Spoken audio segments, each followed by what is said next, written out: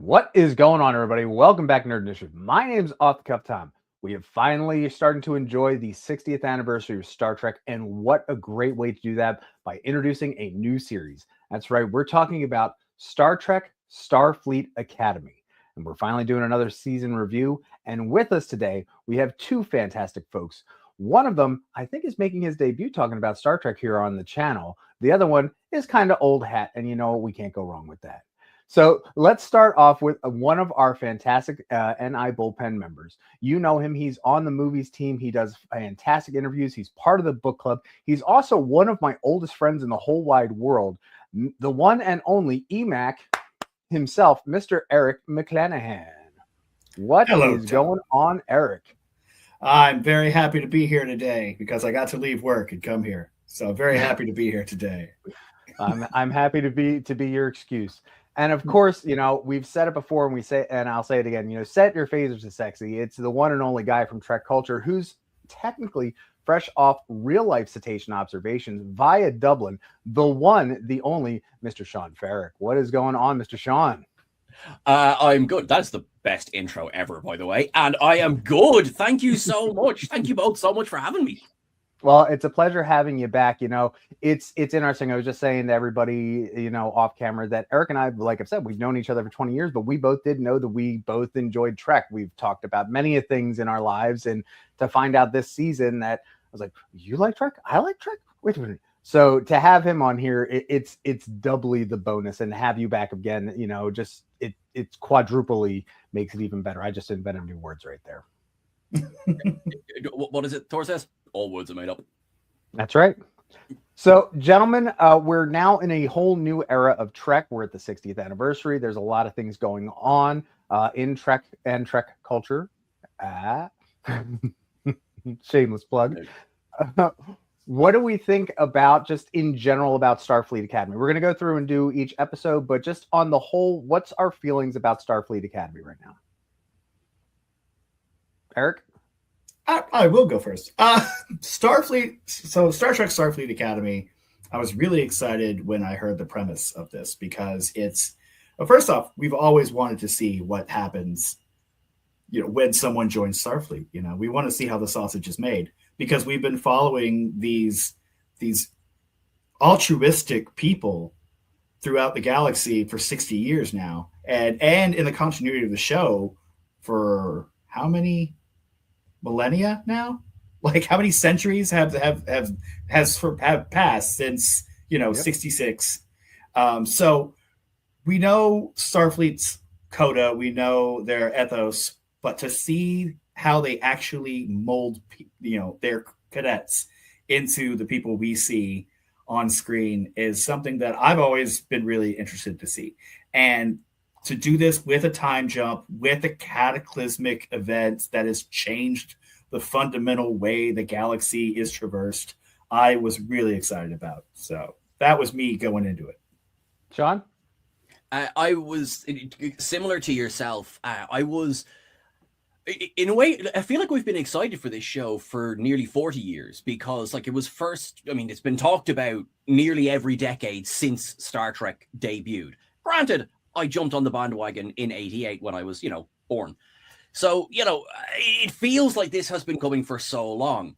And yet also feels like, hang on, what do you mean season one is already done? You know, it has been an exciting time. I'm so glad that we got the debut season in the year that's in it. Like, we're 60 years on, and it feels like a rebirth is maybe not the right word because it is so linked in to so much Trek that's come before. And I know that there was a lot of concern that it would just be completely separate, completely its own thing, and it really hasn't been. And yet I feel, having now seen all of the episodes so far, it does stand on its own. It is a show that has absolutely, there is a reason for this show to exist. I know people were concerned when I was like, what do you mean it's in the 32nd century? I'm quite glad that it is. I think that it gives the franchise a freedom to move forward that, honestly, I think it's been struggling with for a few years. And that goes all the way back to, I love Enterprise, but that's your prequel problem. You know, when you lock yourself into a prequel, it's hard to move forward because there's certain beats you have to hit. This is now the furthest forward in the timeline that we've been. It's 3196. It's further even than when Discovery lands. And that has felt like just a weight came off its shoulders. And there is a lightness to this show that I think has been such a pleasant surprise.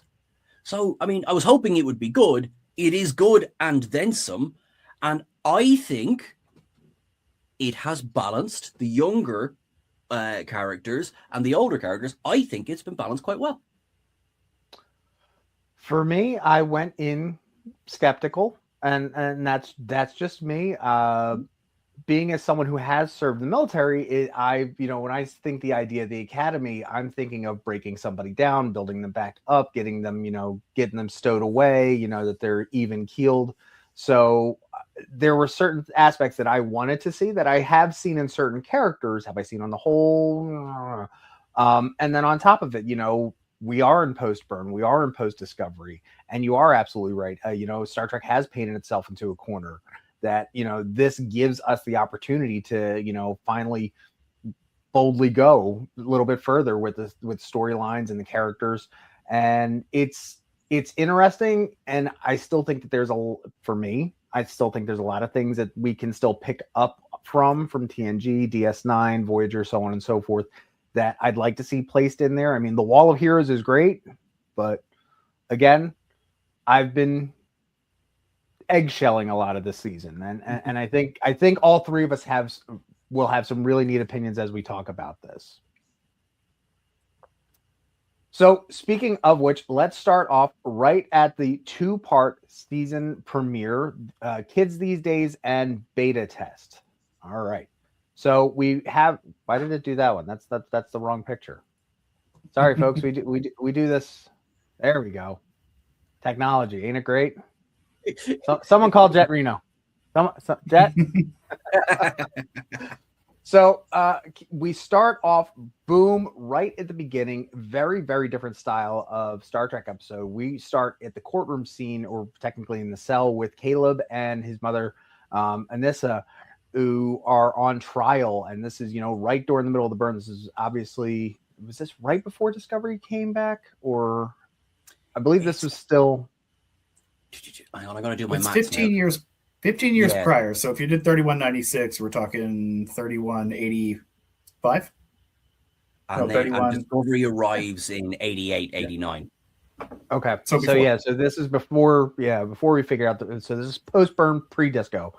So we're still in that heavy wartime feel, and we just get introduced to Caleb and his mother, and then the judge, Captain Nala Ake, and probably one of the most energetic Star Trek villains I've ever seen, played by Paul Giamatti. Noose Braca. Just right there at the jump, at the first scene, at the first act. What you guys think about that? I will say right away, because I sat down, I pressed play, screen goes black, comes up, and I'm seeing Holly Hunter, and I'm seeing Paul Giamatti, and I'm seeing the woman whose name eludes me now. Thank you, Tatiana Maslany. And I'm like, oh my gosh, star power. Like right away, I'm like, that I wasn't expecting that much star power right away. And then to show the human cost of government, the human cost of bureaucracy and limited resources. And, when Ake she has a duty, and she has to hand that sentence down. You knew you were dealing with a Star Trek that didn't shy away from the dirtier aspects of Federation, of what it means to guide. I'm trying not to say control, but it is. And yes, right away I was like, star power and dark side. Sean? That's actually I think that's a really interesting way of looking at it, because definitely they led with their heavy hitters up front. which was, I think, brilliant decision. And then like immediately after that, you get Vance comes back in as well. Vance, who I think, by the way, so much the character works better in Academy. Very much so. Very much loved to introduce him in Discovery, but I think I think works better in Academy. And setting it at that time when the galaxy has become a much smaller place, because there is no spore drive, there isn't warp drive at this point. It is dangerous to actually go to warp, because at this point, remember, they still don't know what caused the burn. It could explode again at any moment in their opinion. Bloody Su'Kal. And it's upsetting. And it was an interesting decision to start the show, which is, I think we can say at this stage, overall, a much lighter Star Trek show, to start with such a stark scene and to really instill this trauma in Nala. Yes, obviously, we're feeling for Caleb. We feel for Anisha here. We feel other things for Nusbraka. But, you really see it settling on her. Yeah. And there are stakes here that, okay, spoiler, I kind of wish the season had stayed at sort of this level of stakes, because I think this really works and it sets up Nala really, really well. And I believe that she would leave Starfleet for a while after this. I do, especially with what we learn about her as the season goes on. And I thought it was a heck of an opening scene. I've seen so many reviews that say, oh, once you get past the first 20 minutes, the episode's great. I respect that, although I disagree with that. I think it is crucial. I think people, and I'll take ownership of this as well, I think it is easy to struggle initially with the character of Caleb. And it's the same initial hesitation I had with Dal in Prodigy, which is, it kind of is an a-hole for a while. Now, as we learn, he kind of has every reason to be an a-hole. And, he does soften as the season goes on. But again, when that's your first impression of someone, yeah, I can kind of see, okay, now we have gruff, giant Sandro Rosta, who's there fighting these other, security officers. And then he's going to win. Of course he is. He's 11 foot tall. And then this scene in the jail, which again, but I like kind of how much Holly Hunter is in this first episode. Yes. Yeah, because again, there was a worry of just like, oh yeah, Holly Hunter's great. They can't afford her forever. They're killing her off. Oh no. So I'm glad that, spoiler, that's not the case. They don't kill her off. So yay. Oh, after that, you keep going on we had the whole jail scene, and Nala comes back and pretty much conscripts Caleb in. I can say I have actually seen that firsthand. Here's your choice, this or that. Yes, they still do that kind of. Now, mind you, this was 20 years ago for myself as well. So I'm like, okay, cool, I get it. And considering they were at a wartime, or they were at odds with everything, but the fact that they were bringing back Starfleet Academy, and that she finally gets them. Then we start getting we actually see the Academy itself. We see the USS Athena, and we have all the cast. We get introduced to the main cast. What was that like for you to finally just randomly, oh, hey, we're going to meet Thok, and she came in real hot, real heavy, like, she made every house proud, whether it was her Jem'Hadar or her Klingon background. And I'm like, I'm here for this. And then, Robert Picardo right there, just as the Doctor, being the Doctor. I mean, it was like seeing old friends again, but in a new light. What was that like for you guys? Well, I think that speaks to what Sean was saying about how that Starfleet Academy has solved the problem of Star Trek, in the sense that, every new series is another ship out in space, and how many adventures they can get into. But this one, although being as far in the future as any of the series have been, it still is essentially the First Class, because they've had 105 years that there has not been Starfleet Academy, that they had to shutter the school and focus on, keeping the galaxy safe.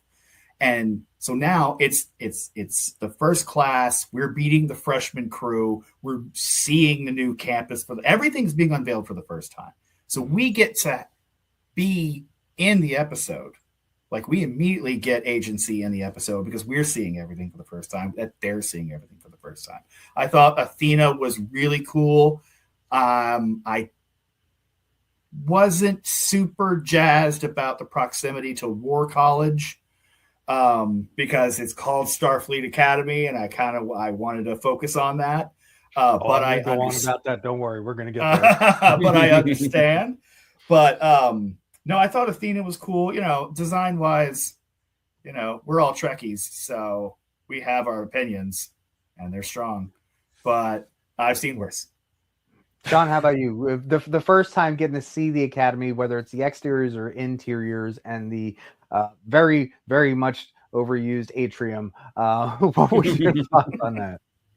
I'm going to be a horrible name dropper for a second. We got to do the digital junket with Alex Kurtzman and Noga Landau. And the first thing I said to him was like, so it looks like you had more money than God when you were building this set. And they both burst out laughing. And she just goes, not as much as you'd think. I'm like, yeah, I understand using this atrium in absolutely every scene that you could possibly get it into. And the pedestals. And the pedestal and everything. Like, I get it. But like, I think overall, I actually think episode 1 is we get the best shots of the Athena of the whole season. And that is I say this with love, but that is a consistent issue I have with Star Trek since 2017. Can we see the ships, please?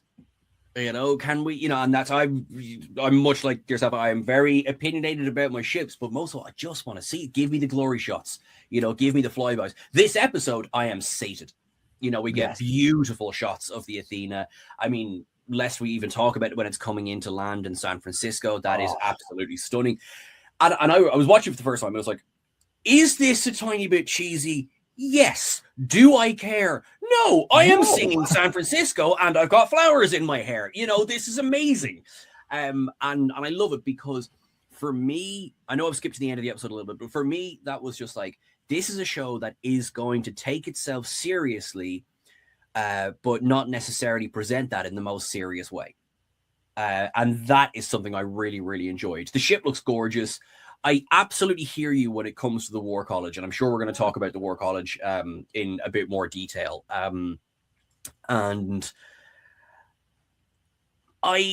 Because I think it was that we're going to have cadet rivalry, which we did. And kind of as we were always going to. Random question though to you both, please. What did you both think of that poster? And I'm going to preface with saying I thought the poster was totally tongue-in-cheek. The one where they're lying on the grass. Oh, the grass, yeah. The thumbnail. Yeah. This one right here. Yeah. Yeah. I just thought that was a tongue-in-cheek kind of play on Gene Roddenberry presents Dawson's Creek. Kinda. I honestly, I thought, the CW got their hands into Paramount, and that was one of the first snubs that I was like, wait a minute, are we going to just ship everybody up right there at the beginning? So that's really where I was. And so following that up, and I don't have a picture for it because I did this as just a double. We have the second episode. We have Beta Test, where we learn about Beta Z, being cut off from the rest of the Academy and having some sort of psychic force field around, which I think is a great idea to really show Betazoid culture on top of it. Because, I mean, the last real time that we've ever really seen Betazoids really shine was TNG, with the great Majel Roddenberry, who just did such a phenomenal job. So the idea of Bajorans coming in and, also showing off that Tarima's father is someone who does have a disability, I think is a really great way.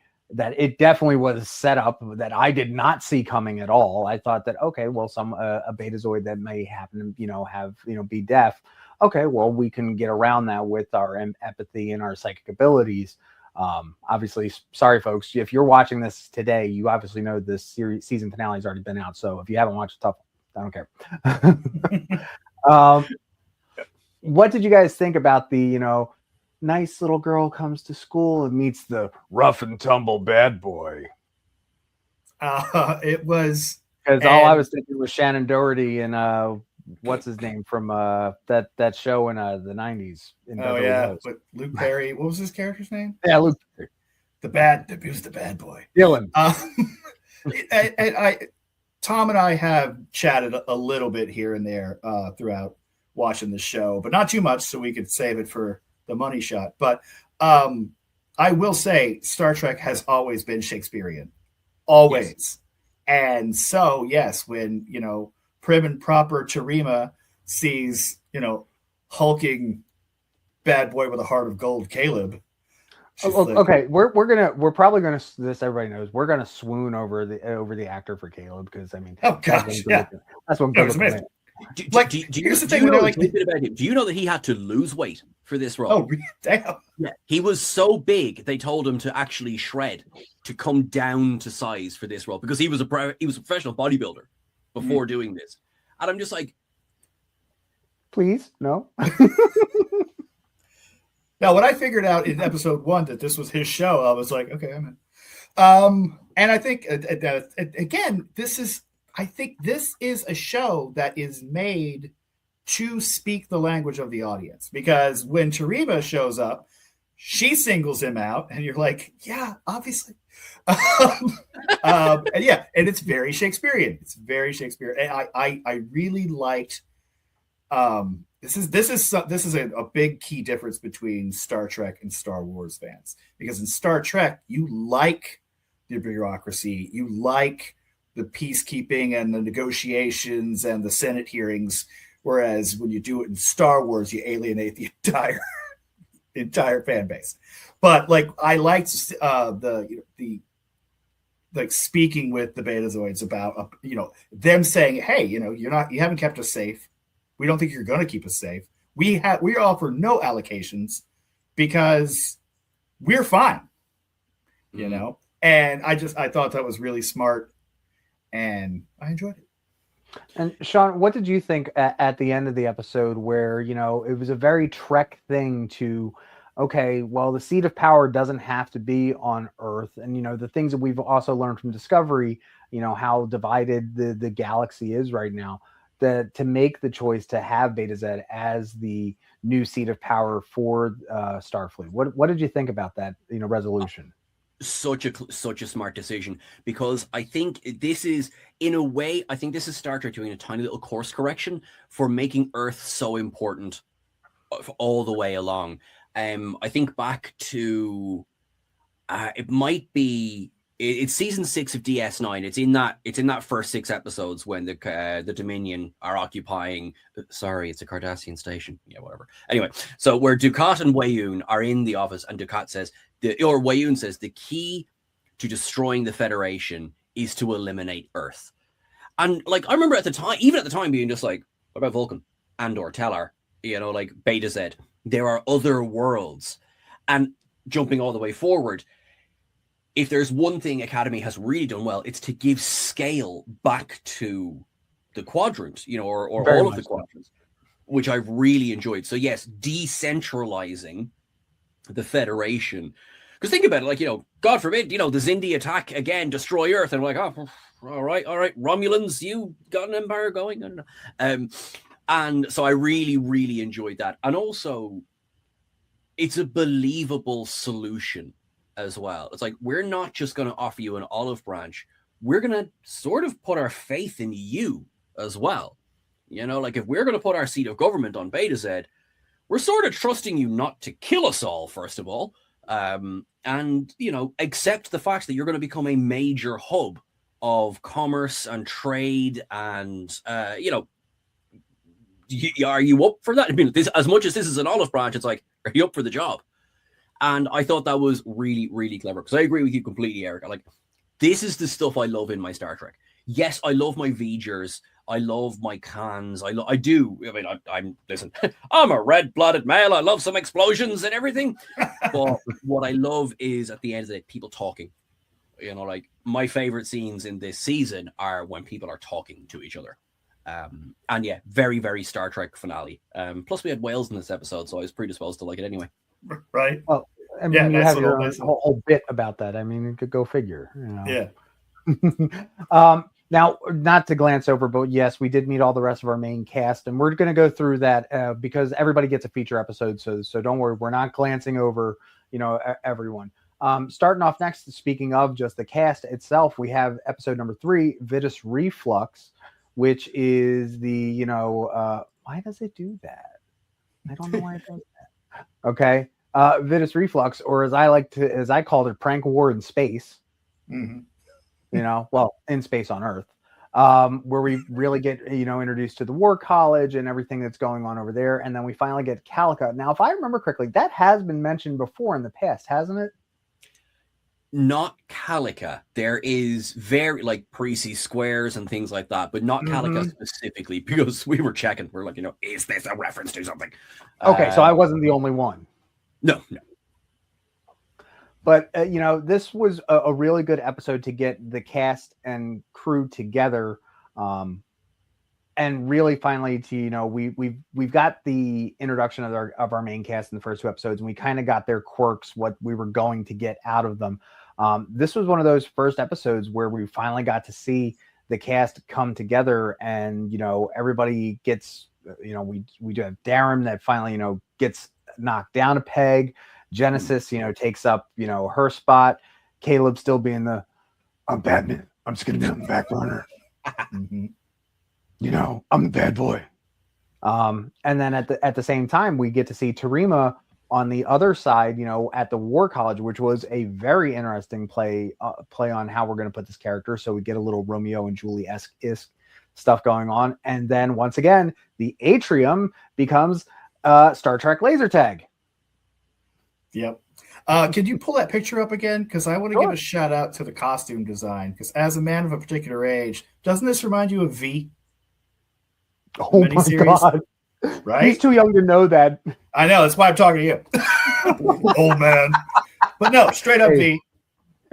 Straight up V. No, in my notes, I wrote 3 Prank War, Genesis v. Darren.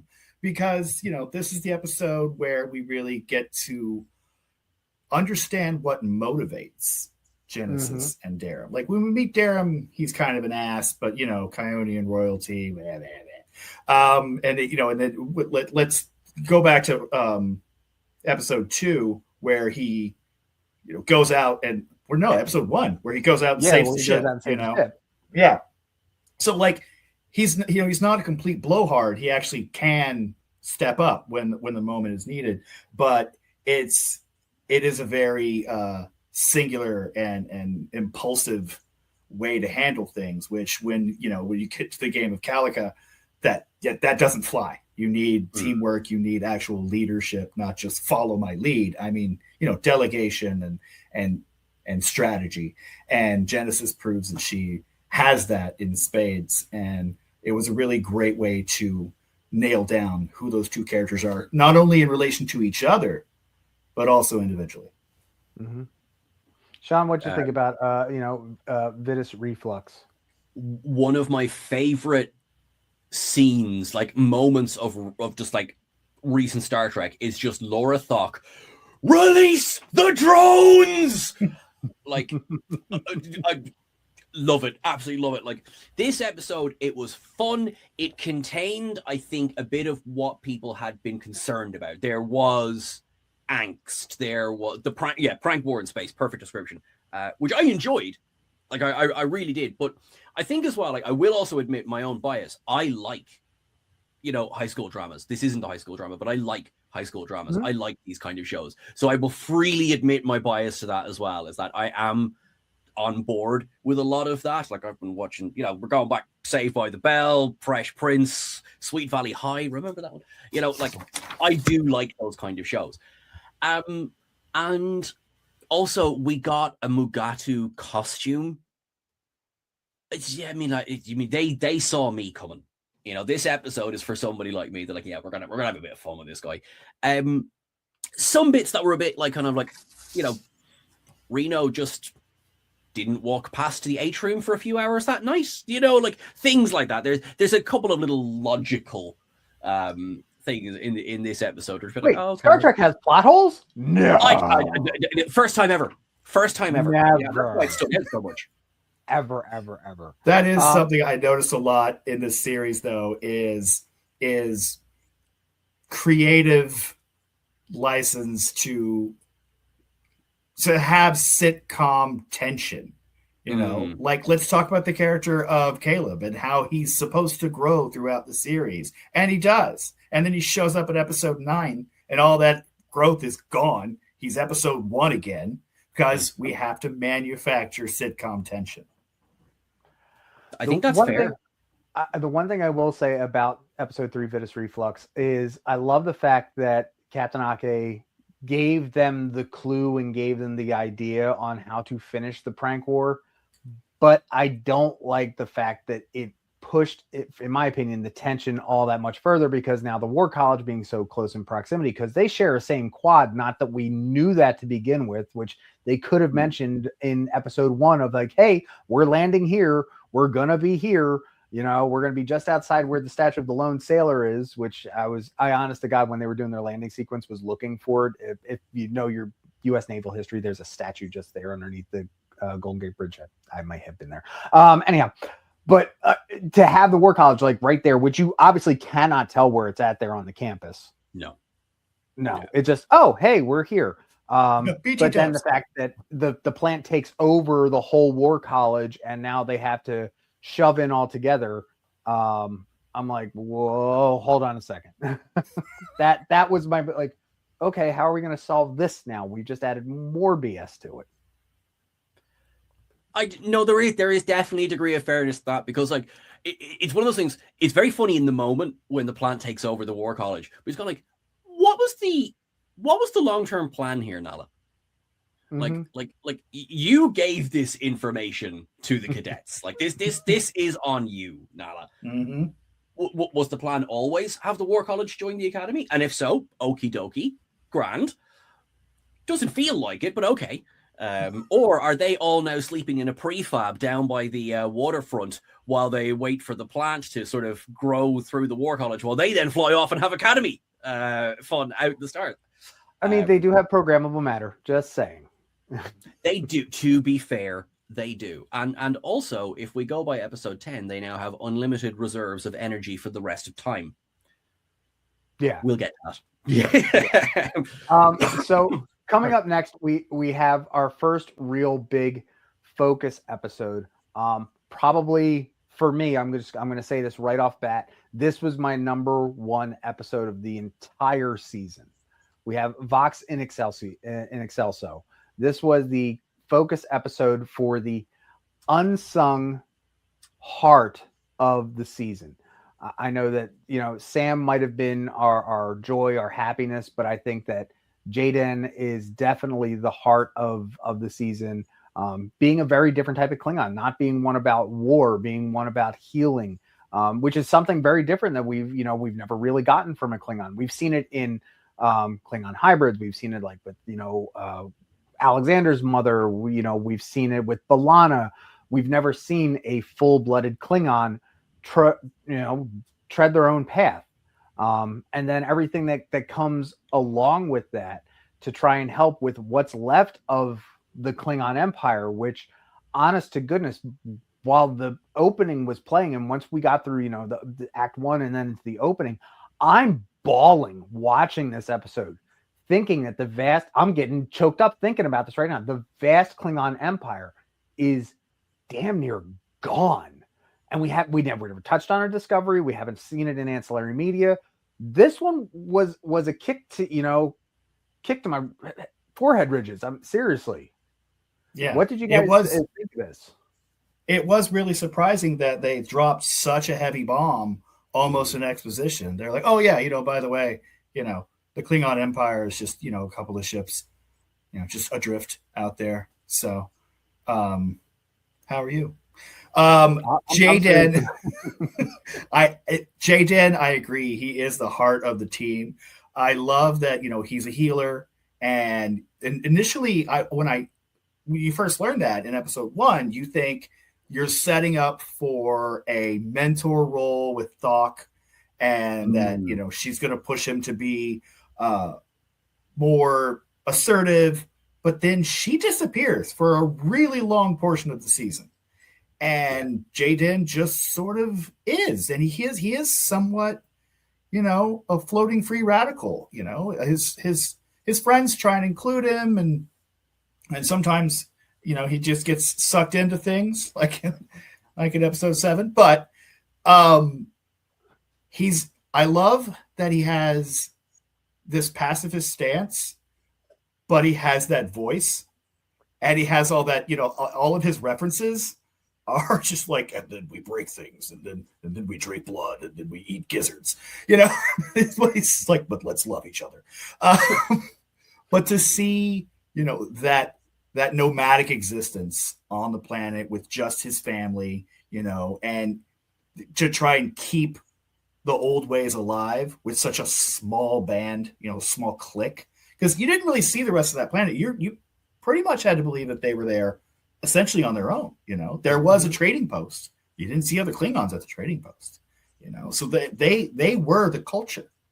And to have something like that in your backyard, that's like, hey, I love the culture too, but I also, think we need medicine sometimes, and I'd like to be that guy. They're like, no, really powerful stuff. And yes, very emotional. A big thing, not only that we've seen now, is the second time we've seen it, is the very xenophobic idea that we have in these species, between the Betazoids and now with the Klingons post-burn. It really does, like you guys said, it really opens up the world of Trek again, but to really catch everybody's mindset still, even after the reestablishment of the Federation, that the Starfleet Academy is still a thing. I mean, we've had to deal with things like the Emerald Chain, and a lot of stuff we saw in the later seasons of Discovery, that it still has its long-term effects right now in the galaxy itself. Sean, what did you think about again, I'm going to go back to like they did in episode 2, the very Trek thing of like, hey, Klingons finally need a planet. We found an M-class planet. They won't take it. But because Jaden finally stood up and had to explain Klingon culture yet again to the Federation, the solution that they came up with between Vance and Ake, I mean, what was your feeling on that? Yeah, overall, like the actual solution, I loved. I thought the pageantry of it, of course, you have to engage them in battle. It's the Klingons. It's their number one thing that we learned about the Klingons, an errand of mercy. We've known that ever since. But one of the things that I think this episode does so successfully is that it does what Star Trek always does well, is it takes the camera and it turns it right back around and points it at the audience. Because what this is, Starfleet, which is this force for good. We know Starfleet is a force for good. Does it always get it right? Absolutely not. But we know it's a positive force, and we know they mean well. And sometimes they mean well so much that they do the wrong thing. Mm-hmm. And that is so human. That is such, we've been doing that for centuries long, that's what humans do. I know better. But I mean, the road to hell paved with good intentions. If they had forced the Klingons into taking this world, and let's say they somehow managed to do it, they would have erased another part of Klingon culture. And again, that is something straight away, insurrection jumps to mind. And Picard's thing is every single forced relocation in history ultimately ends up with the decimation and the eradication of those people. And just because it's the Klingons, who we know they're warriors and we know they're strong and they're probably going to win any arm wrestling match, there is sod all of them left. And so it wasn't just great because it showed the well-meaning possible danger of the Federation. It showed the crucial thing is it showed them listening. Now, they might have had to be shaken a little bit, as we often do, because we're often so in our fields that we kind of have to be like, no, hang on, shut up. This is actually what I'm trying to tell you. Oh, right. No, sorry. I hear you now. And you had Jaden, who is the one who can't speak, is the one who explains it to them. And I just thought, like, I mean, I totally understand, Tom, you were saying you're getting emotional thinking about this. This is the episode that made people cry. People might have cried at the prank war. Oh, absolutely fine. No issue with that. You know, whatever makes you feel, but like, joking aside, because I think this episode covers so many things, everything I've just said, but also particularly in Star Trek history. The Klingons are one of the oldest introduced alien races in Star Trek. Boy, howdy, have they been on a journey since Errand of Mercy right up to now. And this idea then of, could they be nearly destroyed? You know, this vast empire. I mean, for all intents and purposes, the Romulan Star Empire was wiped out. Now, thank God for Ni'Var. Yep. The Romulans themselves didn't go extinct. We could have lost things. And instead, what we got was one of the best explorations of diplomacy with a side of sometimes you don't know better. And knowing that is growth.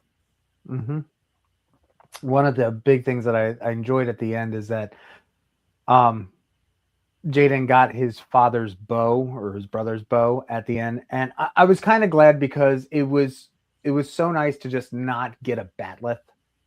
I hear you. You know, and don't get me wrong, the design has very Klingon. Very bat'lethy. You know, yes, very bat'lethy. We're making all the words today, folks. But you know, staying in that whole vein of character-driven episodes, we have up next, you know, episode 5, which was Sam's series acclamation mill. What did you guys think about this one? It started off with a cold open, and this one was, I like where it ended. I didn't like where it begun. That's where I'm going to go with that. It took a big swing with the style on this episode, with the screen. Like, oh my God, thanks for coming to my YouTube video. Hi, thanks. Yes. That's exactly what it was. Yeah. Make sure to like, comment, share, and subscribe. It was a lot. And it was illustrating Sam's youth. But it again, stylistically, a big swing. I know this would put off a lot of people. Just like, what? I thought I was watching Star Trek. What is happening here? But once it does get kicking and you learn more about what Sam is dealing with, you learn more about her mission, why she is there. It then starts pulling on the heartstrings again. Then you get all those deep emotions again. I agree. It ended well. I like the way it ended. And then obviously bringing in the Cisco element, you know, was a great, hey, we're sorry about the YouTube opening. It is Star Trek. Here he is. Sean, I know you went on and on about this particular episode, how you were so excited that Sarah Clopton came back. So just a little bit. We're just going to sit back and let you go. Funny enough, as we're talking about, I just got a text there from my partner who was with me when we watched this episode. And look, he knows I'm a DS9er. I'm like, he's known that's the whole thing. But like, so, and he was like, you know, oh my God, like he was loving the Tawny of it all. He was loving the Sirach of it all. It's like the reveal that it was Dax. Tawny of it all. Is that the new? The Tawny of it all. Yes. The Tawny of it all. I love that. And then, writer.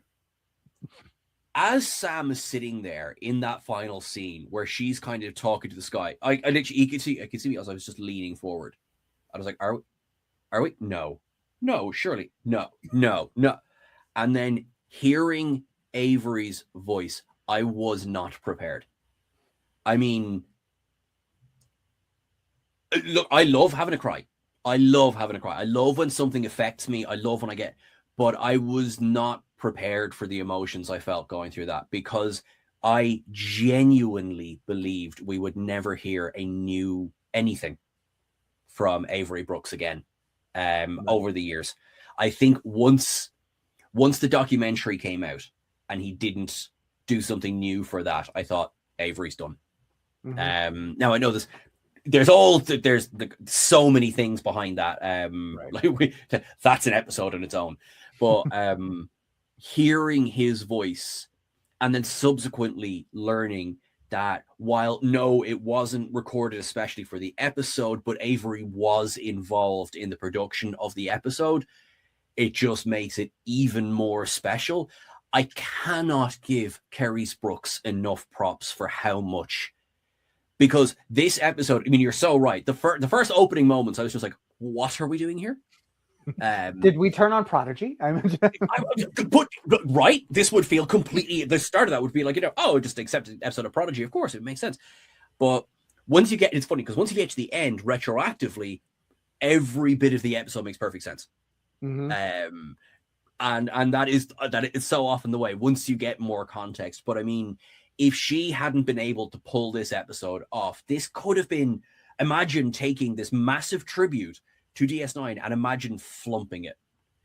And they did the absolute as far as they possibly could away from that. So all of the respect to Kerry Brooks, who I think has one of the range that she has is just incredible. And she's as mad as a hatter as well. Like if you ever see her in interviews, she is just which again can only be a positive here. But Cirroc Lofton, who by the way has aged like a fine wine, appearing here, and they used him exactly the right amount. Yes. I think the two scenes, one would not have been enough. One would have been a bit more like, it was great to have him, but you shoehorn him in, that's cool. Yeah, 3 would have been too much. 2 just gave it that perfect balance that we needed. The shock, and then the satisfy. The scene when they're over Anselm, and you have Sam, who's I'm thinking about it. I'm almost getting emotional. Like Sam there in tears. Kind of the prophets were jerks. I love that. Like the simplicity of the prophets were jerks. I mean, like because they never get talked about like that, because they're the prophets, aren't they? They're jerk. They are jerks. Yes, they did a lot of good and everything, but Jake is part prophet as well. But one of the little things was for me learning. This may shock you. I am not, in fact, a person of color. Control your shock. Right? There was so much in that scene that is like the lived experience of people of color, of black people, like of brothers, of sisters, uncles, aunts, family. I have had the journey in learning about that as well. And just like, hey sis, just little things like that. Well, being across the pond, I don't know if you know, but February here in the States is Black History Month. So that's and that's what I really saw. That, hey, we're making our nod to everything in this episode. I loved it for that. I thought, what a fantastic episode. Listen, was Captain Sisko in the clouds? I don't know. Perhaps he was. I've seen the arguments. I've seen the screenshots. Perhaps. All I know is that this episode was a gift to fans of Deep Space Nine. And it was also probably really confusing for people watching Star Trek for the first time. Agreed. But speaking of a gift from DS9, you do have one of our favorite Cardassians on your shirt right there. Legacy, of course, Tawny Newsome not only was behind the scenes of this episode, she wrote part of the episode. She was in the episode as our instructor. Not only was she the, Cardassian trill, she was a very specific trill. I kid you not. I jumped out of my seat, pointed at my TV and went, "Old man." And my wife, who was not a DS9 person, TNG, Strange New Worlds, Discovery, DS9 wasn't her thing. Voyager, Project, absolutely. But she's like, "What are you talking about?" That's, huh? It's Dax. So again, that was probably the other tearjerker for me for this season too. Just knowing that we have that legacy again, since we didn't know what happened with the Klingons. God only knows what happened with the Trill. I am interested to figure out how exactly, because we've seen so many different types and variations on different species in the series, how exactly a Trill Cardassian hybrid works. But it is what it is, and that's because Star Trek. Because Star Trek. Because Star Trek. But yeah, again, I didn't like how it started. I liked how it ended. Again, we got to see, the little bit of stuff with Trima and Caleb, and I was like, okay, totally. That was completely shoehorned into this episode, which I think was completely unnecessary. Yeah, I would agree with that. And we started to see Jaden's courtship. Yes, in this one. Yes. Which it just sort of happened. There was no lead up, which I kind of like. It's just like, because that is your school experience, Mm-hmm. Yeah, you go to your first mixer and you're like, sup. I mean, that's a perfect description of it. Yeah. And speaking of, since we're setting the stakes right there, about the War College, we come up to the next episode of Come Let's Away. Why does my darn camera do that when I scroll? Nobody wants to see me sitting like this. Thank you. I beg to differ. So we have up the next episode, Come Let's Away, where the Academy and the War College participate, on the Miyazaki, which I think this is finally a more Trek episode than it is more a high school college drama episode. We have some stakes here. We obviously have, News Braca back. We see everything that's going on. Again, actually seeing what happened to a ship during the burn. We really never saw anything. Yes, we saw the graveyard in Disco, but we hadn't seen anything that is still relatively being used. And how this whole what's the name of the species that was on there? Hold on, I'm checking my notes here over here. Furies. The Furies, again, completely out of left field. New, We get a brand new species. Yeah. We finally get a war, a fight, something with a problem of the week style episode. Yeah. What was that like to finally come off two big, heavy episodes of feelings, and then we're here, boom. This reminded me of the opposite side of the coin of Star Trek, because again, Star Trek started as utopia, the best of us, altruistic adventures in space. But every now and then, the ship does have lasers. Sometimes you got to use them. And so it's also an action. Yeah. It's also an action adventure series, and bringing out the Furies, a brand new, species we've never seen before. And they were terrifying. That was crazy. Causing, pushing the team, putting them in this gauntlet where they have to work together. You can see why Starfleet Academy, not the show, the institution, is necessary, because they weren't far enough into their careers yet to fully gel. Now, yes, they do pull it off, and everyone helps. Sam has a very pivotal moment in this, which is going to affect the rest of the season. But what I really was impressed by in this episode was News Braca. When he comes back, again, it's Paul Giamatti. He's chewing the scenery. He's having a good time. He's got his fun little razor ears. And I'm like, I wasn't taking him seriously as a villain. I was taking him seriously as a foil, a character to play off of. But I'm like, this guy, he's a cuddly little teddy bear. And then the episode ends, and you're like, oh, I didn't say that out loud, did I? Sean, what do you think? He's still a teddy bear. Yeah, genocidal. But no, I mean, this is when we were watching this, like, if they're going to submit any episode for acting Emmys, Holly and Paul should both, this should be the episodes that they submit. Yes. Because their scenes together, they're just so good. Because News Braca is over the top. He is scenery chewing. He is. And it's when he gets quieter is when he gets scary. And he is scary in this episode, because in episode 1 and spoiler, episode 10, he's quite loud. He's quite over the top. because in both situations, he's completely in control in a really obvious way. Here, he is, but it's not obvious because he's playing the long game, and it's so good.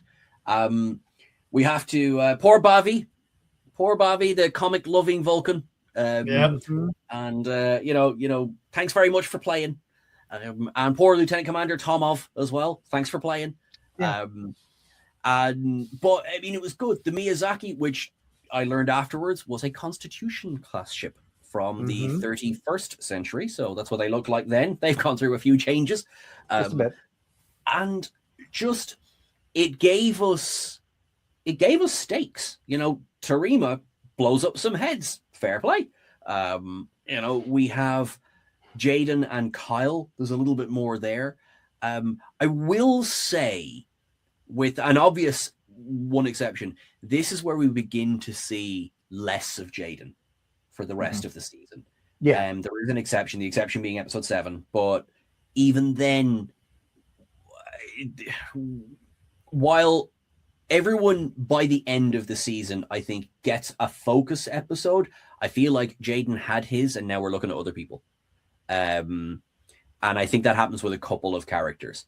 I kind of see where you're going with this, and I think it's mostly the makeup heavy characters. Like, they were spending a lot more money on scenery, on stuff, and the makeup heavy characters, whether it's time in chair or how many opportunities you might have them to get on set. That's where I thought that that's why we didn't see Laura Thok that often. That's why we didn't see other characters, unless they were more humanoid characters. Because we blew all that money on the atrium. Yeah, well, there it is. And the podiums. And the podiums. Got to bring those back. Yeah, it is. It's. I mean, this is a great episode. And also, when the review copies went out, we got the first 6. So we got 6, which of course we watched the first night, and then it was like, oh god, now I have to wait till week 7. And also, no, I'm not expecting any sympathy for that. I understand. Yeah, no sympathy is deserved or anything there. But yeah, it was like, oh god, I need to know what happens, because that final shot of just, I think Holly doesn't say a word in that final scene, and it's all done with facial expressions. Yeah. I was just like, oh wow, she's going to end you. Yeah. This was a great episode. Again, the acting chops were all out on display. I do have a few things like, oh, we're using the historical documents. Well, by grab Thar's hammer, or like what the heck? Or like Logan, I've got these comic books. Take me to Canada. I thought that was a little cheap. It's cute, but again, it didn't feel Trek to me. And then also, this is where I started to turn a little bit when it came to certain characters, because not everybody, and this is going to be my big thing about the theme of this whole season, not everybody had to be special for the sake of being special. You could have a character just be a character. And I'm going to quote myself on this. Chief Miles O'Brien was Chief Miles O'Brien because he was Chief Miles O'Brien. And then when he went to DS9, he was Chief Miles O'Brien. Everybody doesn't need to be special. So, like, we used Terima as the plot point, and then obviously that's going to come back and be used again. I'm sorry, Maimzadi, but we've seen that already used in Picard season 3, and I'm like, oh, it's the power of love. I'm sorry, these are some of the things that I'm like, yeah, you're pushing it more towards the Force and not the Trek. So that's just my opinion, and we're all allowed to have them. I'm as much as I do love Trek, I think that there were just a few missteps with this one. But again, Noose Baraka, amazing character, playing the long game. Vance definitely caught with his pants down. Yep. Pantsy Vancy. I'm sorry. And Vance gets pantsed on the next episode. And so we're set up with such a big cliffhanger, and then it's, hey, let's go to a wedding. Yeah. This is one we did talk about prior to, because we were both like, that seemed wrong. Wrong.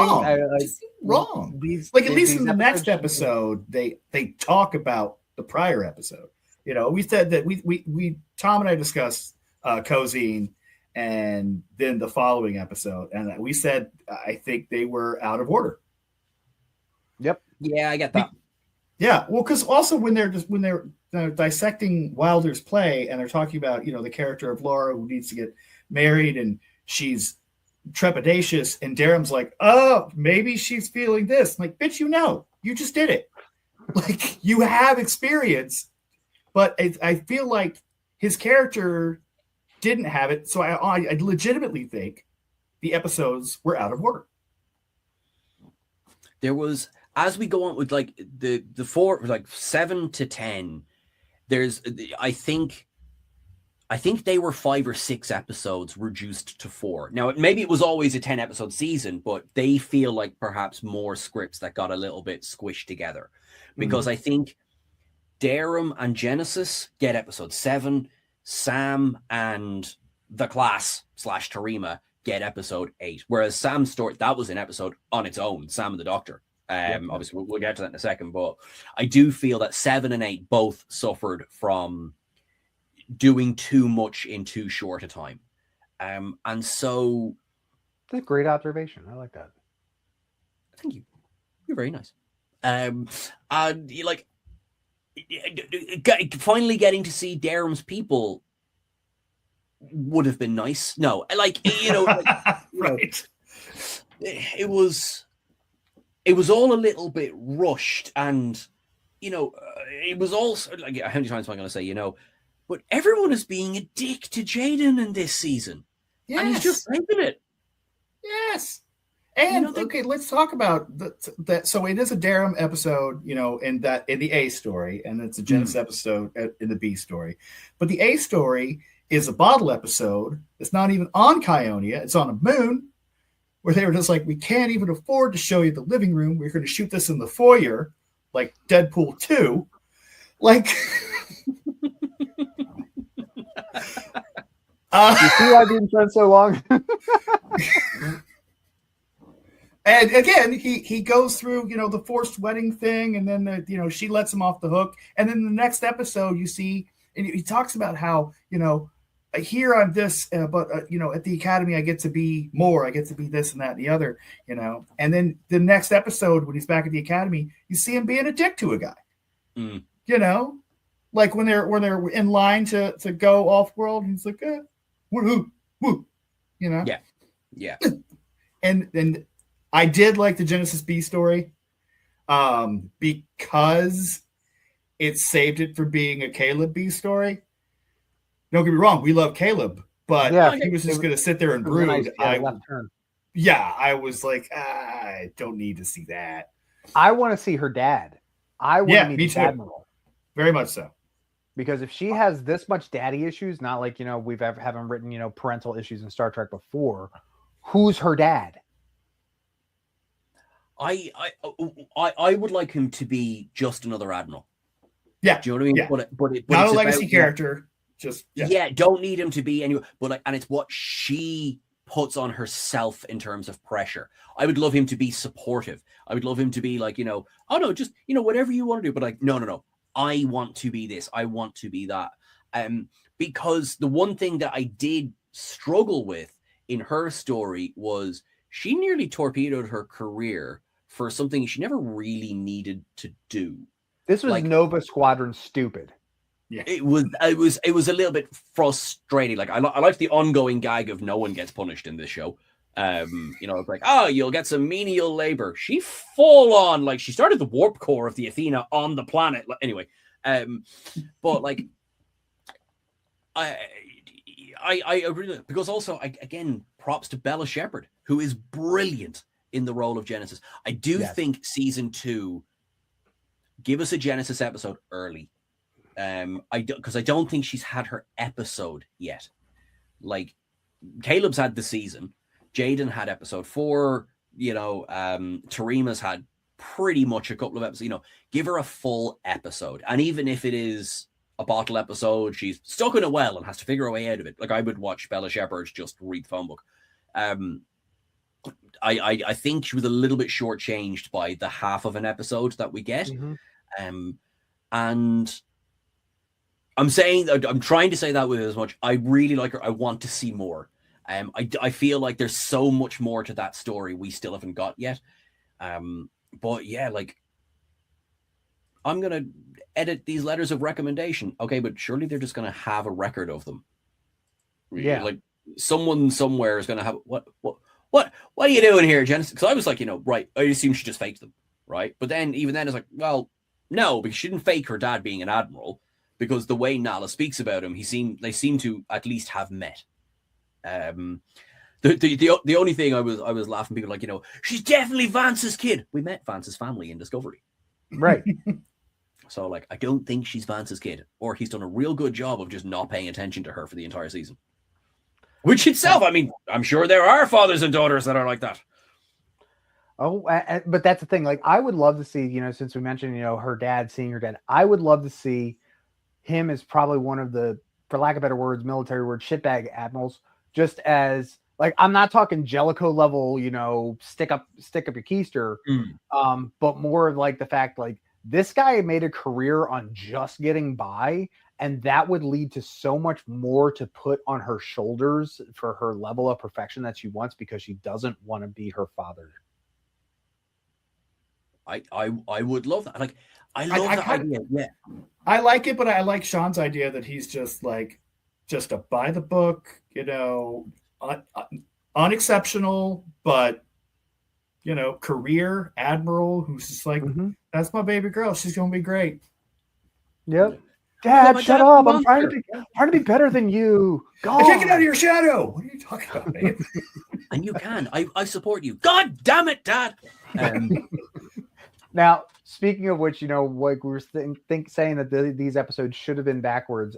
We finally have the return of the heart of Discovery herself, the redheaded wonder. That's right, Tilly. I love Tilly. But the life of stars, you said, Eric, Trek is Shakespeare. Yes. The idea of using something else finally, using a play, especially when it comes to our town, which has so many different aspects to it. I honestly gave this a second watch because I really needed to understand this episode better. I love the fact that they did take the majority of the main cast and left them there in the atrium with the podiums, and that they did still take care of Sam. It's my running joke, man. And Sam got her focus, because with the amount of the cast in the play itself, we couldn't have Sam. So to give her that lifetime out there like that, there was a lot of big, heavy emotions in this episode. And the fact that Tarima herself became, was, in my opinion, the first time I watched it, was me going, why are we doing this? Why are we going and beating the dead horse about our feelings and everything? And this is me just being as an observer. I've always thought that, in the later part of the Kurtzman era, we've always dealt with more character internal drama than it has been between two characters. So when Tarima called that out, it's like, what, do you think this show's going to actually make me solve my problems? I'm like, one, Tilly did an amazing job putting her back in her place. As an officer, phenomenal job. But two, that's really how I kind of felt about this episode till I gave it a second watch. Yeah. I have never seen any dissection of Thornton Wilder's work in such depth anywhere in the universe ever. Like, I've read Our Town. I've seen productions of Our Town. Nobody cares as much about Thornton Wilder's Our Town as the writers of this episode. Like, someone was sitting on a senior thesis and they're like, wait a minute. Starfleet Academy? That's my chats. But I do think it was great that it was Sam's choice. Like, Sam picked the play and then had to bow out so she could go get treated. And those who were left in her wake, unsure of her fate, learned the lessons in Our Town about the fact that life is made up of moments, and all of these moments come and go, and they stand alone, but they also paint a brighter picture, a fuller picture. And they're able to compartmentalize what they went through. They're able to move past the events of the Miyazaki or embrace them as part of who they are, but they also get a better understanding of Sam, which you think would make them all the more ready to understand and accept and acknowledge her when she gets back, but she comes back changed with moments, and that complicates things, which we'll see in episode 10. Mm-hmm. Sean, how about you? It's funny. I was saying this. I'm aware of Our Town, but I haven't studied Our Town. I haven't seen any productions of it. Nobody has, except for the writers. I was going to say, Eric, I was watching this going like, someone loves this play. You'll also see that the writer on this and also for Jaden's focus episode are the same exact, or one of the two same writers. So you can see where the heavy emotion was into it. Yeah. And I mean, it definitely worked. There were a couple of moments, I have to say, that just pushed it into cheese.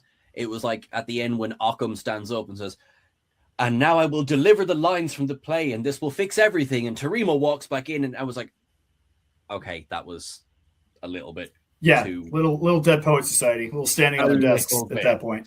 I mean, like, they basically, and also this is Jaden is very sidelined in this episode, which is like, hang on, you cannot tease me with a gay theater kid and then not put him in the theater episode. What, like, that's not fair. All the thespian Trekkies out there going, excuse me. But for me, I think Zoe Steiner is very, very good in this episode. You know, it's hard to play drunk and be believable and have it not be a sort of a parody. And I think she actually does a really, really good job in that scene against Caleb. I think that's a really, really strong scene. The problem, I've already said what the problem is that entire storyline is overshadowed by the Doctor and Sam. And then the problem with that is that we're 40 minutes in before we even get to Cask. So it kind of, I think that hurt the Our Town side of the story, because it's all, I mean, I'm never checking my watching Star Trek, but if one were to check their watch, it would be like, come on, like there's not much left in the episode and we still have to deal with all of this stuff with Sam and the Doctor. Because this episode is only so many moments. There are only, nice. Coin that. And because we're waiting because it opens up with the Doctor's log, and we're waiting 8 episodes to sort of go, as great as it is to have Robert Picardo back and have the Doctor back, we're still kind of waiting 8 episodes for why. Like, why that character specifically, other than the fun of having the Doctor back? And we do I'd say they could go further, but then again, we have a whole other season to come. I don't need it all in the one episode, but, you know, I'd say we do get a good kind of teaser as to some of what the Doctor has been through. I was surprised that they went with real life as the source of his trauma, but again, I suppose, and the surprise being we didn't really deal with it after the episode in Voyager. But then again, I take myself out for a second and I go, yeah, but I know full well TV is made differently today than it was made in the 90s. And in the 90s, as much as we kind of didn't do serialization, certainly not in the way that we do it now. Right. And so I was then able to go like, yeah, right, cool. His daughter died. That would be sad. You know, and especially for a character who we are told remembers everything as clearly today as when it happened 1,000 years ago, which I think is an element of the Doctor that, again, Voyager didn't allow for that because of how it was made and the format of it, which is fine. But I think such a fascinating part of the character. And also, he is a walking memory alpha, you know? So I do hope that is something they will use going into season 2. I mean, he said it best. As well. He said it best. He's a doctor, not a light bulb. But exactly, I'm a doctor, not a historian. Well, you might be a historian, Doctor. And you know, he's just done another 17 years. You know, and because he can, and I think both Picardo and Brooks in, you know, it's not like we get loads of time with them in episodes 9 and 10, but I believe them. Yeah. I believe that there is a relationship there then going into the final 2. So I think love Tilly. I generally really liked the storyline on the Athena. I just think it was completely overshadowed by what was going on with Cask, with Sam, with the Doctor, and even with Nala there as well, because what is her thread all the way through is family. That is, I think, one of her threads. She lost her own son, the whole thing, everything with Caleb, looking after the Academy itself. So I really liked this episode, even though I sort of struggled with how it was put together.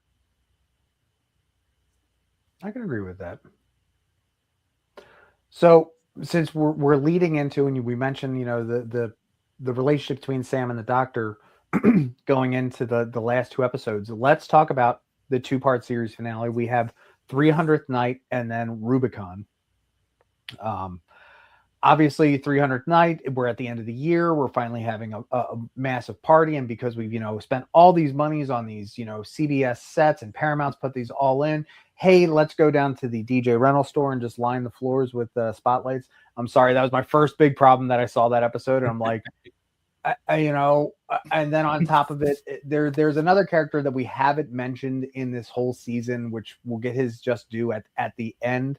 You know, we've only heard him. But yeah. There's a report on that, I believe. But when it comes to that, you know, 300th Night, we finally get finally a resolution to Caleb's, you know, mommy issues, that we, you know, Sam finally has a new aspect on looking at everything and says, hey, have you tried this again? And hey, we're going to go and get your, you know, I'm going to go get your mom while everybody's going to Beta Z because we've got the new capital. And like, oh, hey, we're going to pull a crap unauthorized away mission at Warp. And there just happened to be a transwarp tunnel right there. And there just happened to be like, can we put in as many plot devices as possible?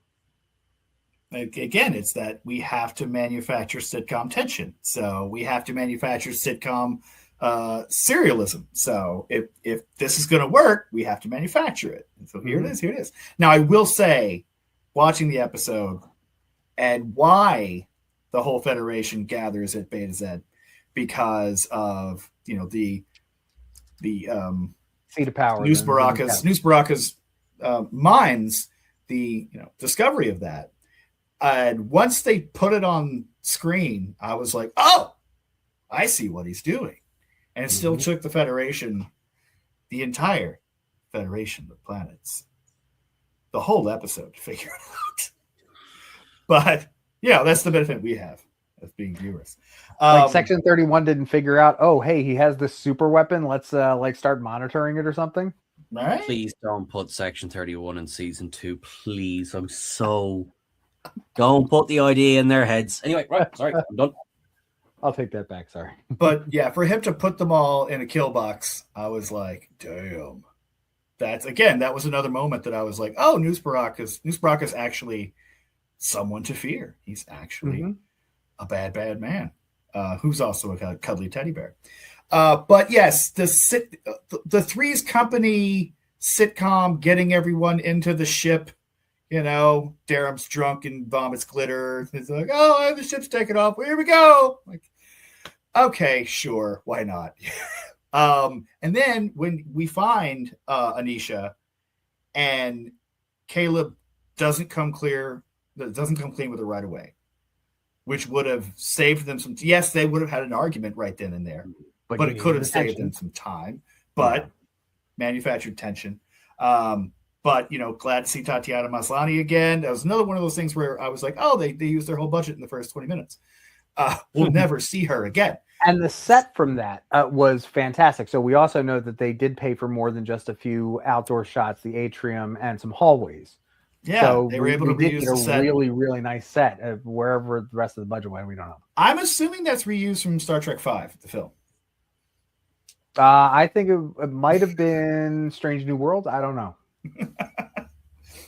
But yeah, no, I like the market. I like the seediness. But again, there was a lot of sitcomness to it that was necessary. I understand, to make it happen, but that's me. Sean, how about you on 300th Night? For me, sadly, this was the weak point of the season. And part of it was because it was so very much a part one of two. Right. And I think, look, that's a hard position for any episode to be in.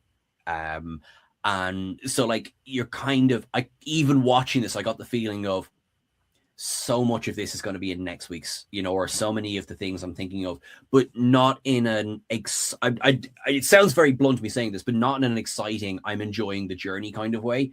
More just like, oh, you're going to tease me with that, aren't you? We had a couple of problems.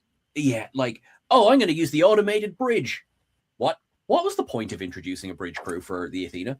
And so that aside, because I've taken a bit of a stick online as well for like, Sean, it's called Starfleet Academy. It's about the cadets. Yes, that's fair. But you made a big deal of introducing the bridge crew. And having said that, I love Reno in these 2 episodes. Because she gets a lot to do, or she has to, because she's doing everybody's jobs, but still. I thought there were some things dropped here that have not been paid off. Like, for example, that Venari Rod officer looking at Anisha going, hey, I know you. That just doesn't go anywhere. Which is like, oh, okay. I feel like, having seen episode 10 as well, it's like, no, there wasn't like a reveal or something with that. There was a bit of an inconsistency with how long things take. I kind of got like, not quite Game of Thrones season 8. I can walk from the wall to King's Landing in 3 minutes. But, like, oh, yeah, this transport corridor will shave 30 hours off our... How's the Athena already here? Things like that. Also, that was a really handy transport corridor, wasn't it? Also, the fact that we've gone from in 9 episodes, 9 whole months, 300 days. Like, you could have told so many more stories. You could have done just a semester or 2 semesters. You didn't have to do the entire first year of the cadets, because there are big points of just human life, of characters' lives that happen in that first year of learning to be at school and whatnot. You just completely swept it all under the replicator rug. I think as well, what they had was, they had a problem of, they introduced Chekhov's gun way too late in the season. Oh, did you not know that the airlock could hide some life signs? Well, that's a design flaw. Yeah, introduce that in episode 2. Have that be a place where cadets hang out for the season. And then you get your payoff of, yeah, of course, that's how they stowed away. Of course they did. They stowed away in there. Other than, it's funny because I was chatting to my manager about this, and he was like, what do you mean you liked that scene? So, no, I didn't like the scene, but I loved Holly Hunter going, well, that's a design flaw. I'm like, yes, yes, it is a design flaw, very much so. But it was a design flaw introduced in episode 9 because they had to get Tarima and Jaden on the ship. And that was, things like that, or they took a shortcut where a line of dialogue in an earlier episode would have taken care of that.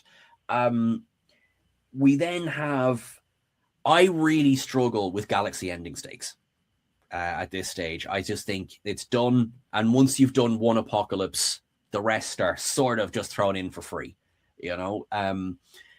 okay, this guy went from being a pirate to a genocidal tyrant. And that is a little bit of a leap. So there were things I definitely struggled with in this episode because it was so clearly setting up things for episode 10. I just think you could have had a much smaller scale finale that might have had bigger emotional stakes. Agreed. Yeah. So that's kind of, I don't want to be unkind and say this episode was a nothing burger, but I feel like this will be the episode that will be like, it was there. It will probably stand on its own the least, I think, of season 1. So going into the finale of, Rubicon that just premiered today on Paramount Plus. Again, we have those stakes. The Federation is completely cut off. The Athena is only running by the saucer section. Deuce Braca has the rest of the ship. Like, what do we call the rest of the ship? Because it's kind of got the ring and it's got, the atrium. The atrium plus. The rest of the Lego box. The atrium. We have the rest of the atrium, and now we finally have so much going on that the world itself. Oh, it reminds me, there's a big, huge jury. There's a big courtroom scene that really does come to mind when I'm thinking about this. Hold on, I'm just checking my notes here. That with everything going on, Noose Braca uses Caleb's mom to put Holly Hunter to put Nala on trial, and sorry, wrong scene. I'm sorry about that. Hold on. The trial never ends, Nala. Thank you. I knew someone was going to get it. What did you guys think of the whole idea that Noose was trying to be this big, huge, enigmatic, like you said, he's gone from pirate to warlord, and now he's trying to be some big, huge anarchist, freedom fighter for everyone. But at the same time, he's in such a level of cowardice by using someone else as his pawn for the judge, jury, and executioner. Okay, I guess I put way too much out there on that.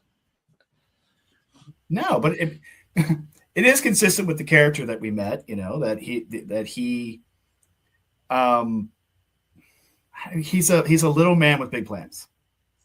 I think is the best way to talk about Noose Braca. He's a little man with big plans. Like I thought, whenever he got on the ship and the kids were stowed away, and he's like, "Oh, this is all you got? All right, well, I'm going to take these two, and you go down with the ship." Whatever happened to taking people out? Like just taking out your enemy. Just being like, "Oh, okay, shoo shoo, bye." But it's all elaborate, because I think he wants people to think he's smarter than he is. That's why he's like, "Aha!" And then he takes them both, and then he's going to pit them together against each other, but then he leaves them together. You see that scene where, Nala goes and holds her and she's like, "Caleb's alive. It's going to be okay." And it's just, it's so much of it doesn't make sense. And you realize it doesn't make sense because he's not smart. He's not an evil mastermind. He's not a Federation ending level big bad. He's a little man with big plans.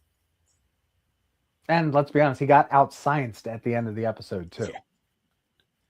Because it's Star Trek. Science. Lies and propaganda. No, it's science.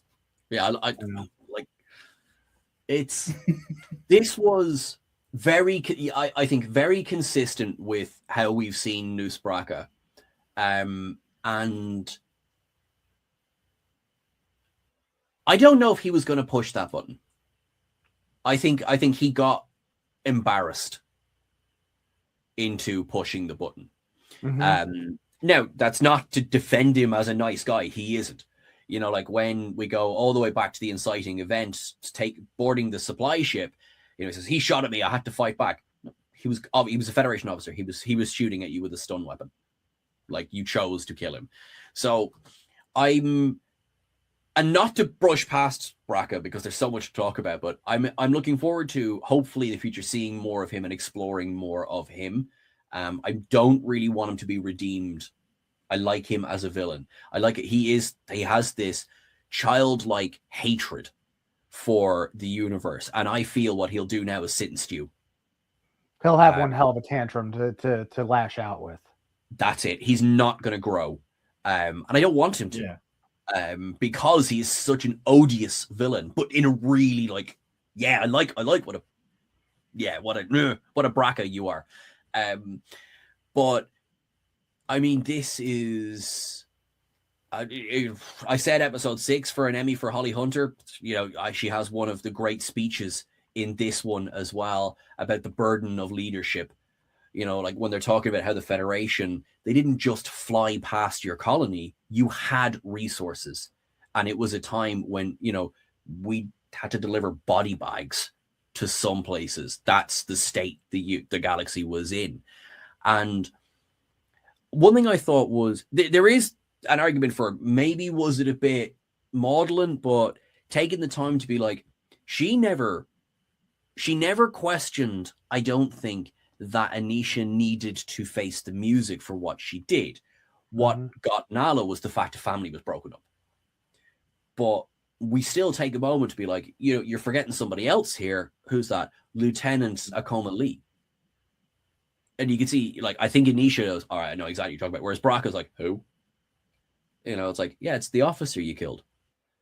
Like, that's why you went to jail. You are not this innocent victim. Yes, you suffered, but I'm not denying that you suffered. And yes, Caleb suffered and everything. And, you know, Nala has spent her life trying to look after him for that. But at the end of the day, a man is dead because of something you did. You know, like, he's dead forever. And I thought that was good because I was thinking, how many red shirts are forgotten by the end of the episode?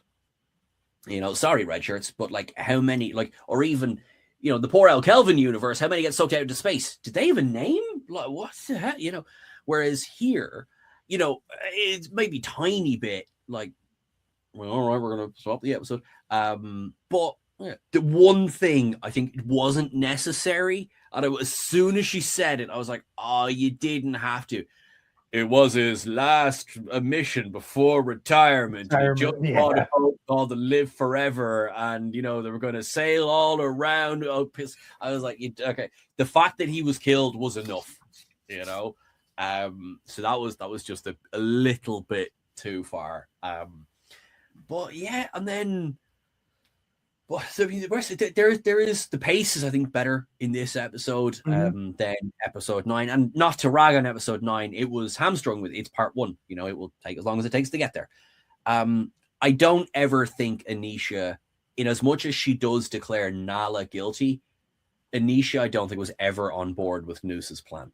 It was very microcosm for her. It was like, right, I have a chance to tell Nala what I think of her right now.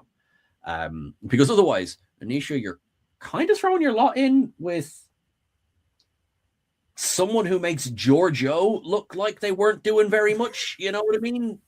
But then again, the problem with, you know, 160 billion is it's not a real number. Yeah. You know, it's like, oh my God, everyone will die. It's not real. It's like that Stalin quote: "One man's death is a tragedy, a million deaths is a statistic." Yep. Yeah. And then I will say the resolution of the episode, you know, of course, being tracked, it all worked out. And obviously we do have season 2 coming up, and hopefully we do get to see a lot of payoff or more character resolution. One thing I absolutely love, and that's why I put this picture back up, is, you know, that we have the auto bridge, or however it's working right now. But the fact that we got to see Robert Picardo back on the ship, back on the bridge, I was hoping that the, you know, ECM emergency, you know, ECH was going to make an appearance when he zipped open his jacket, but to get his hollow emitter, yes, like, dude, come on. And the fact that the Federation never tried to reverse engineer post burn to try and, you know, do something with it, which I totally could have seen them doing. Obviously, if they're going to, you know, stick to the rules. But the fact that we got that, I was so excited to see that. But again, I would have loved seeing the emergency command hologram come out. But, you know, the fact that he used the hollow emitter to go all the way out and to do this kind of cloaking, you know, hollow field, like, it almost feels like a Kobayashi Picard maneuver just in a cloak. Like, do we get to call it the Doctor maneuver? We are now. Right. I mean, I know they did reference, they made a reference to, what the heck did they reference? Hermes 19. I had a look. I couldn't find the actual, like, I couldn't, if there was something in Trek called specifically either Hermes or Hermes 19, because it made me think of Basics, when they project the Talaxian fighters out in front of the Kazon, and then the Doctor gets projected out in space. Yep. Man overboard. But all in all, I think that, you know, Star Trek Starfleet Academy really did wrap up nicely enough. I think there's still a lot of growth for the cadets, and not only that, but for the characters. What are some of the things you guys want to see come out of season 2? I have a big one. Spend a day on Discovery. And the reason I'm saying that is because Starfleet Academy inherited a problem. It's not their problem. They inherited the spore drive. and you have a magic ship that can be anywhere it wants to, except we need to keep explaining why it can't.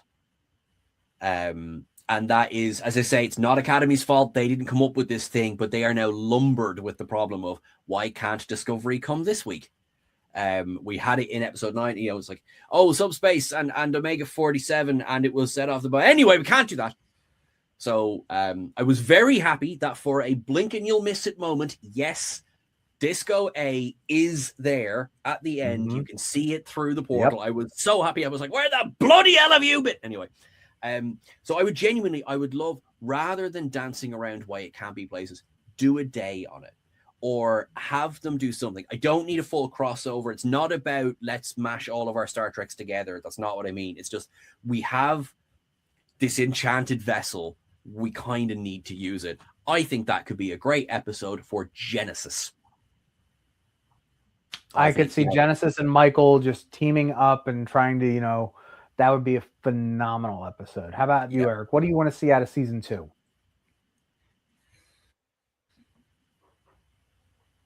His camera freezes. I'd like to see more of the cadets learning about. I'm sorry? Oh, you're delayed. Good. Enough. Oh, no. Okay. All right. I would like to see more about the cadets learning about the wider galaxy, the galaxy outside the Federation. Give us more scope of the universe we're living in. And, you know, obviously with these characters, we all know where we want to see them go.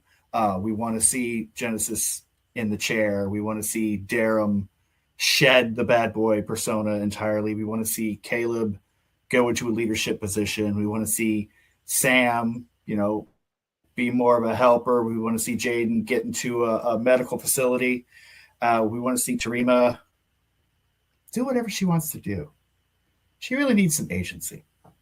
But I'm excited. I've heard that we are expecting a shocking ending of season 2. I'm ready to be shocked. Bring it on.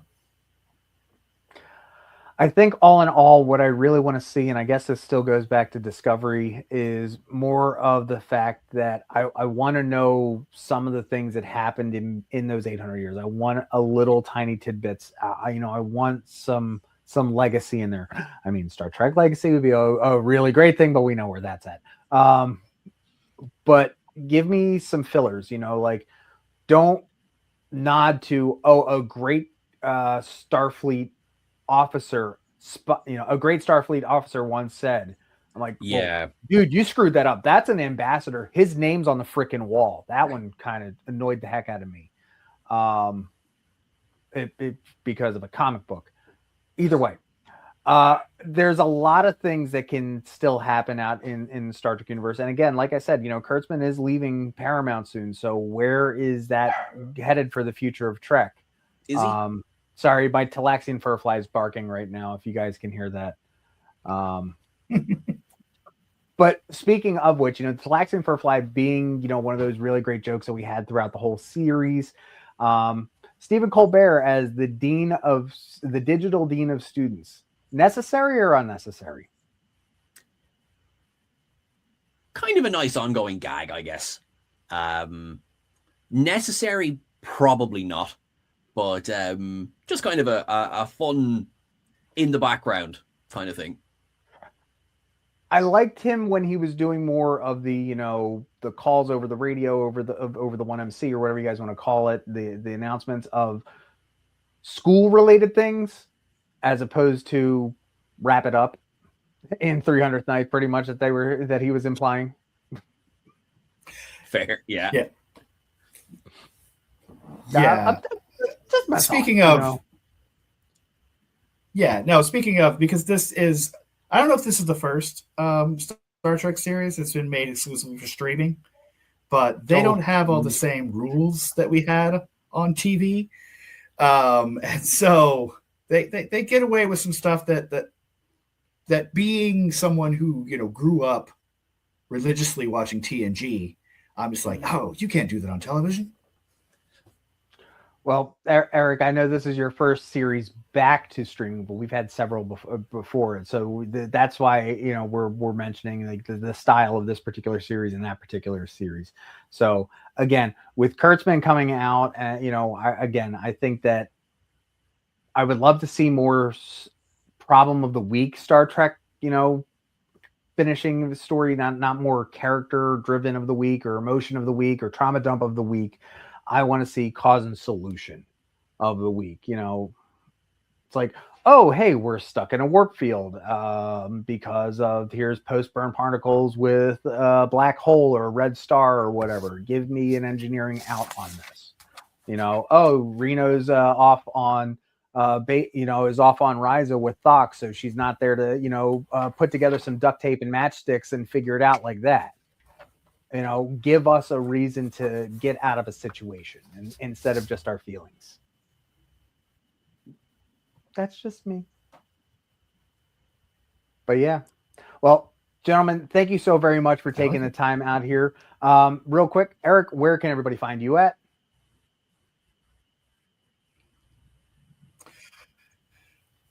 I'm all over the place, man. As you know, I am on the Nerd Initiative bullpen, so you can see me on nerdinitiative.com. I also have some stuff at No Rests for the Weekend podcast.com, cinemascholars.com, and the newly minted